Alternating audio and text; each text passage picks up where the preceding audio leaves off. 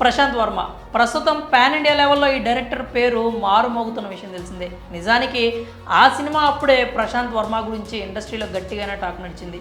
జాంబీరెడ్డి తర్వాత ఆ talk next లెవెల్కి చేరింది. ఇప్పుడు హనుమాన్ దెబ్బతో Prashanth Varma range pan world స్థాయికి ఎదిగింది. నిజానికి ప్రశాంత్ వర్మ కూడా ఇండియన్ సినిమాని హాలీవుడ్ రేంజ్కి తీసుకెళ్లాలనే కలలు కంటూ ఉన్నాడు. తన కెరీర్లో అలాంటి ఒక ఫీట్ని సాధిస్తాడని టాలీవుడ్ ప్రేక్షకులు మాత్రమే కాదు, ఇండస్ట్రీ పెద్దలు కూడా ఆశాభావం వ్యక్తం చేస్తున్నారు.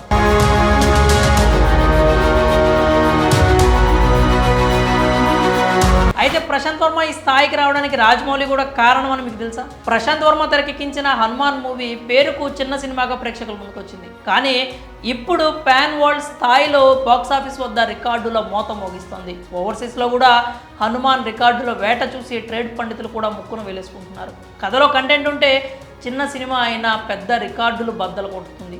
అయితే ఒక్క హనుమాన్ సినిమాతో ఈ క్రేజ్, ఈ రికార్డులు ఆగిపోతాయని అనుకోవట్లేదు. ఎందుకంటే మొత్తం ప్రశాంత్ వర్మ యూనివర్స్లో 12 మంది సూపర్ హీరోలు ఉన్నారు.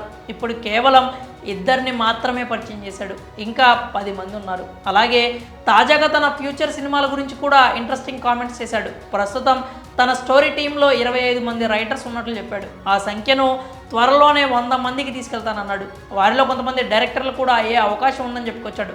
ఇప్పటికే జై హనుమాన్ సినిమా స్టోరీ రెడీ అయిందని, త్వరలోనే పట్టాలెక్కుతుందని కూడా చెప్పుకొచ్చాడు. అలాగే అదిరా కూడా ఫాస్ట్గానే ప్రేక్షకుల ముందుకు వస్తుందని చెప్పుకొచ్చాడు. ఇలా ఒక పక్కా ప్లానింగ్తో ప్రశాంత్ వర్మ ముందుకెళ్తున్నాడు. ఇక్కడ ప్రశాంత్ వర్మకు రాజమౌళి చేసిన సాయం ఏంటి అనే ప్రశ్న మీకు వచ్చే ఉంటుంది. అవును, రాజమౌళి ప్రశాంత్ వర్మకు చాలా గొప్ప సాయమే చేశాడు. అదేంటంటే ప్రశాంత్ వర్మ కాలేజీలో ఉన్న సమయంలోనే రాజమౌళికి మెయిల్స్ పంపాడు. తనను అసిస్టెంట్ డైరెక్టర్గా తన టీంలోకి తీసుకోవాలని కోరాడు. కానీ టీంలో ఖాళీ లేదని రాజమౌళి తిరస్కరించాడు. ఆ తర్వాత ప్రశాంత్ వర్మ బాగానే బాధపడ్డాడు. కానీ ఆ తర్వాత ఏకలవ్య శిష్యుడిగా మారి జక్కన్న టేకింగ్ని ప్రశాంత్ వర్మ అవపోసన పట్టాడు. ఇప్పుడు రాజమౌళితో పోలుస్తూ పొగడ్తల వర్షం కురిపించే స్థాయికి ఎదిగాడు. ఆ రోజుల్లో రాజమౌళి కనుక అసిస్టెంట్ డైరెక్టర్గా అవకాశం ఇచ్చి ఉంటే ఇప్పుడు ప్రశాంత్ వర్మ ఈ స్థాయిలో ఉండేవాడు అని గట్టిగా చెప్పే పరిస్థితి అయితే ఉండదు. ఆ రోజుల్లో అసిస్టెంట్ డైరెక్టర్గా అవకాశం దక్కలేదు కాబట్టే ప్రశాంత్ వర్మ ఇప్పుడు ఈ స్థాయిలో ఉన్నాడు అని మనం అయితే చెప్పొచ్చు. మరి ప్రశాంత్ వర్మకు రాజమౌళి చేసిన సాయం గురించి మీరేమనుకుంటున్నారో మీ అభిప్రాయాలని కామెంట్స్ రూపంలో తెలియజేయండి.